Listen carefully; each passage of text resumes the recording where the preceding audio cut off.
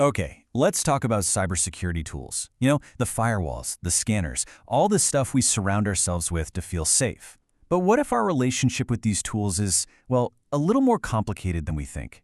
What if the very things we buy to protect ourselves are actually creating brand new, hidden risks? Let's dive in. Henry David Thoreau wrote this over 150 years ago, and honestly, it just hits the nail on the head for what we're talking about today. Are we really in control of our cybersecurity tools, or have we kind of become servants to them? It's a huge question, because the answer impacts the security of, well, pretty much everything. So, just how big is this problem? Take a look at this number, 76.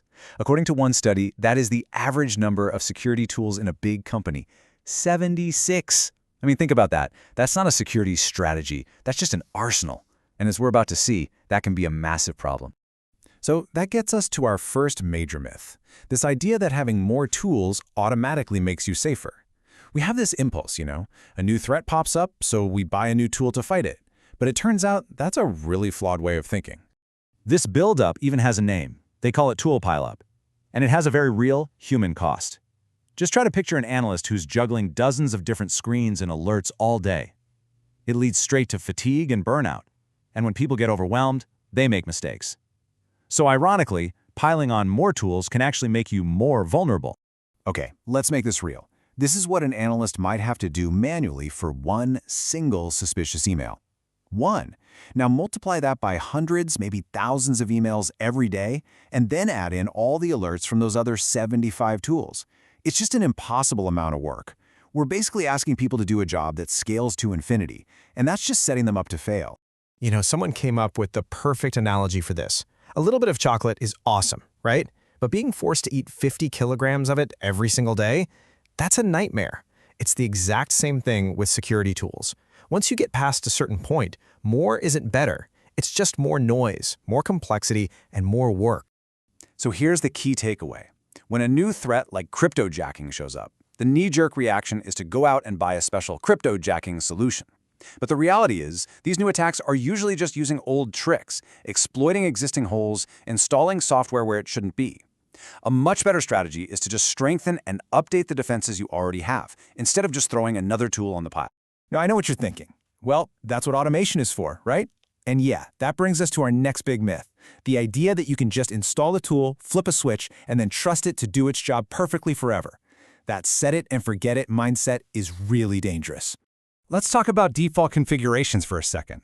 Every single tool ships with them. But here's the dirty little secret. The vendors don't set up those defaults for your security. Nope. They set them up to reduce their own customer support calls. They just want the tool to work right out of the box so you don't call them complaining. That's easy for them, but it can be a disaster for you. And this isn't just a theory. The consequences are very, very real. Default settings in Active Directory can let a regular user become a full-on administrator. An old version of a personal firewall left critical ports wide open by default. And who could forget the Mirai botnet? It spread across the globe by just guessing the default passwords on millions of webcams and other smart devices. Trusting the defaults is a catastrophic mistake. It's also just so important to remember what a tool is actually for. Think about the lock on your front door. It's a fantastic security tool, right? But it's not going to stop a fire. It's not going to stop you from accidentally letting a con artist inside. No single tool can ever stop all bad things from happening, and we just can't expect them to. And this just perfectly shows how an attacker thinks.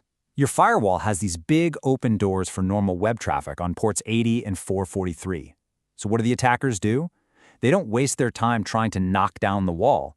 They just disguise their malicious software as friendly traffic and stroll right on through those open doors. This brings us to what might be the biggest, most important myth of them all, the belief that data, all by itself, can tell you what's really going on. Sure, our tools give us tons of data, but data without context is just noise, and sometimes it's dangerously misleading. I mean, just look at this little guy with a hammer. Is he about to build a beautiful birdhouse, or is he about to smash your window to bits? You have no idea just by looking at the tool. The hammer itself is neutral. It's exactly the same in cybersecurity. A tool can see an action, but it almost never knows the intent behind it. Here's a classic example. Your tool alerts you to a huge, sudden spike in traffic to your website. So, is it a malicious DDoS attack trying to knock you offline, or is it what they call the Slashdot effect, where you just went viral because a popular site linked to you? The data looks identical in both cases. Only a person, a human with context, can tell the difference between the disaster and a celebration. And here's the real kicker. The security tools themselves can be insecure. We put so much faith in them, but at the end of the day, they're just software written by people, and they have bugs. We've seen massive vulnerabilities in super trusted IT software like SolarWinds, in antivirus programs, even in intrusion detection systems. Assuming your security tools are bulletproof is a massive blind spot. And that leads us to our final and maybe most counterintuitive point. What does it mean when the alarms aren't going off? We all tend to think that a quiet dashboard means a secure network, but that can be the most dangerous assumption you can make. There's this fundamental rule in science, and it's absolutely critical in cybersecurity. The absence of evidence is not evidence of absence. Just because your scanner didn't find anything doesn't mean your network is clean. All it means is that the scanner didn't find the specific bad things it was programmed to look for. Now, this is such a powerful way to think about it. To this day, we've only mapped about 20% of our own planet's oceans. A whopping 80% is still completely unexplored. And it's pretty much the same with our computer networks. Our tools are busy scanning the known world, that 20%, but there is this huge, uncharted territory where they just can't see.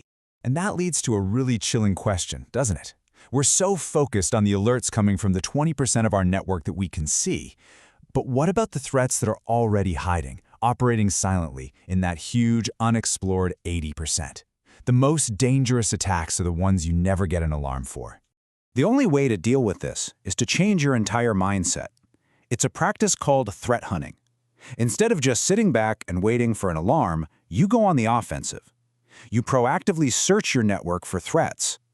The fundamental assumption of threat hunting is that you've already been breached, and your job is to find the attacker who's already hiding inside.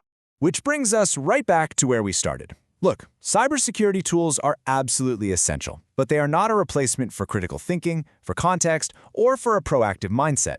So the final question I want to leave you with is this. Are your tools really working for you, or are you just working for your tools? The answer to that could make all the difference in the world. Thanks for tuning in.